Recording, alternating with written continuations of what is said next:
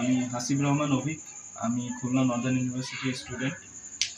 আমি বৈষম্যবিরোধী ছাত্র আন্দোলনের প্রথম থেকেই খুলনাতে আন্দোলন করছি।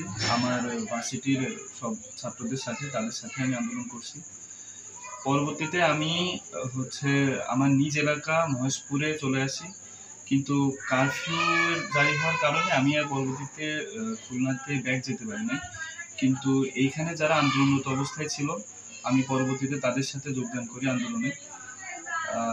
5ই আগস্ট যেদিন আমার মেন গুলিটা লাগে চোখে, নাকে, মুখে, গলায়, তো যে ওই দিন মহেশপুরের শাপলা চত্বর, আমি ওইখানে আন্দোলনরত অবস্থায় ছিলাম।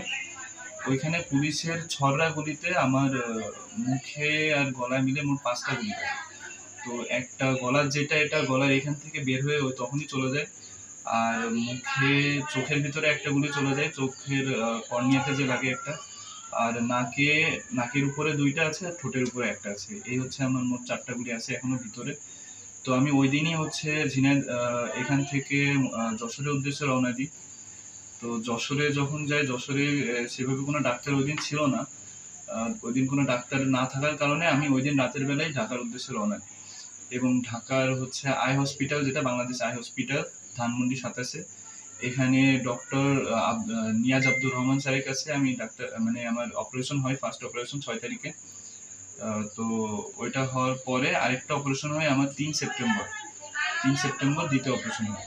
তো ডক্টর যেটা বলছেন যে আমার চোখের ভিতরে যে গুলিটা আছে ওইটা কর্নিয়াতে যে আছে, মানে যেখান থেকে আমার মেন আলোটা আসে, বাইরে আমরা দেখতে পাই যে আলোটা আসে, আমার গুলিটা জাস্ট ওইটার উপরে আসে, বসে আছে আর কি। তো ওই জায়গাটা ব্লক করতেছে, যার জন্য আমি সামনে আর উপরে কিছুই দেখতে পাই না, আর নিচে একদমই অল্প দেখতে পাই, যেটা আসলে কোনো রকম দেখা যায় না দেখার মতোই আর কি। আর এই চোখের কারণেই আমার আর বাকি যেই 3টা গুলি আছে, নাকের উপরে আর চোখের সাইডে আরেকটা, যে 2টা, আর ঠোঁটের উপরে একটা আছে, এই 3টা গুলি বের করা যাচ্ছে না আপাতত।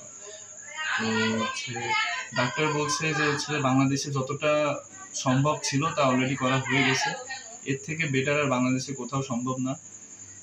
আর ঢাকা মেডিকেলে আমি মাঝখানে দেখাইছিলাম, তো সেখান থেকে আমাকে রেফার করে। এখন ডাক্তাররা বলেছে যে দেশের বাইরে থাইল্যান্ড অথবা সিঙ্গাপুর যে কোনো এক জায়গায় আমার চিকিৎসা করতে হবে, কারণ তার চিকিৎসা খরচটা অনেক ব্যয়বহুল, যেটা আমার পরিবারের পক্ষে বহন করা একেবারেই সম্ভব নয়।